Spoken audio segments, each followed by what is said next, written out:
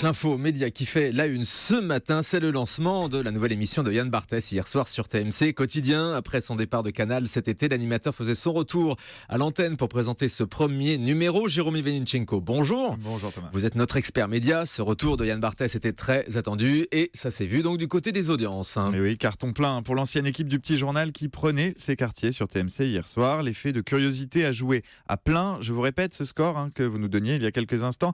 1 290 000 téléspectateurs pour 6,5% de part d'audience.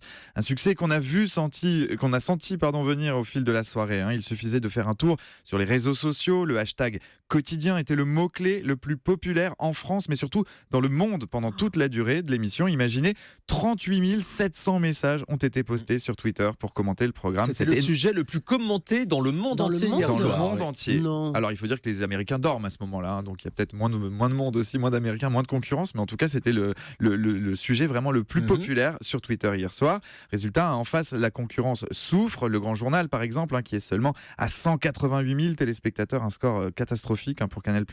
En revanche, deux chaînes qui résistent bien, ce sont C8 et Touche pas à mon poste, qui est à égalité quasi parfaite avec Quotidien à 1 300 000 téléspectateurs, et France 5 également avec C'est à vous qui résiste très bien à 850 000 téléspectateurs.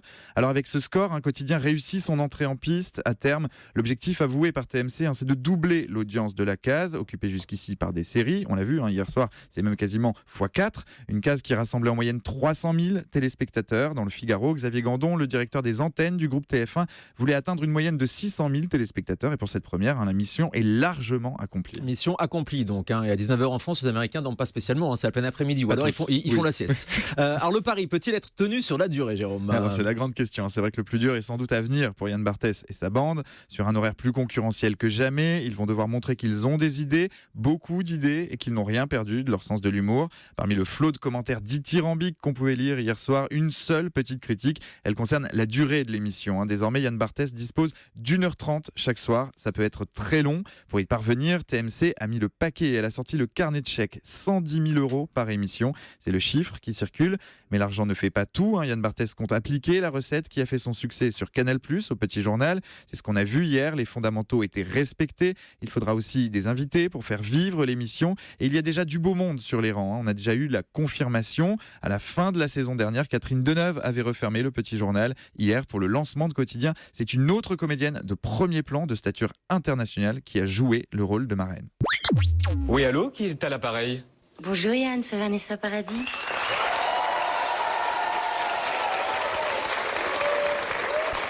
Bonsoir Vanessa Paradis, bienvenue. Est-ce que vous allez bien ? Ça va bien, merci. Et vous, comment oui. ça se passe Non, mais pas trop la pression ? Non, ça va, tout va bien, merci.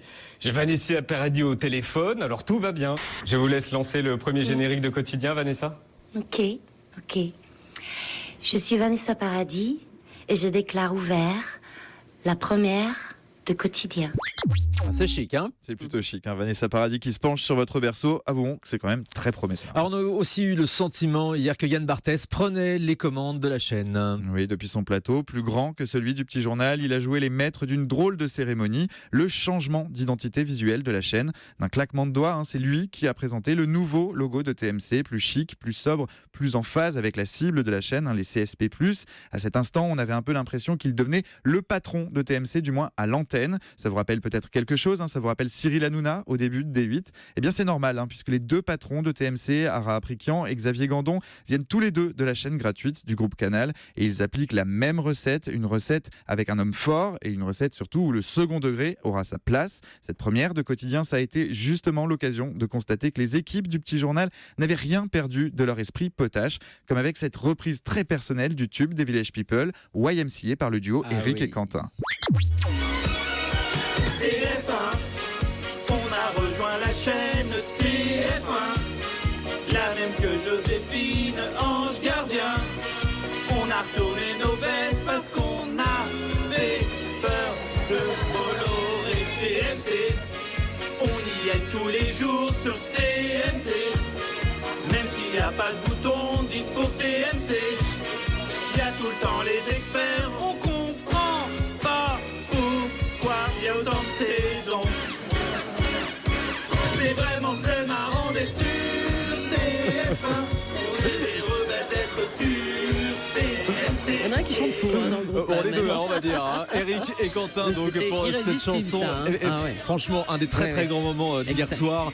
Surtout, on les a vus tourner dans le hall de TF1 en mettant une ambiance absolument incroyable avec les hôtesses d'accueil. Ouais. C'est sûr que ça dépoussière un petit peu la chaîne en ce moment, et notamment donc TMC avec ce carton hier. On rappelle 1 300 000 téléspectateurs. Il y a eu un effet de curiosité. On va voir si l'audience reste aussi haute dans les prochains jours. Voilà ce qu'on pouvait dire donc sur cette première de Quotidien.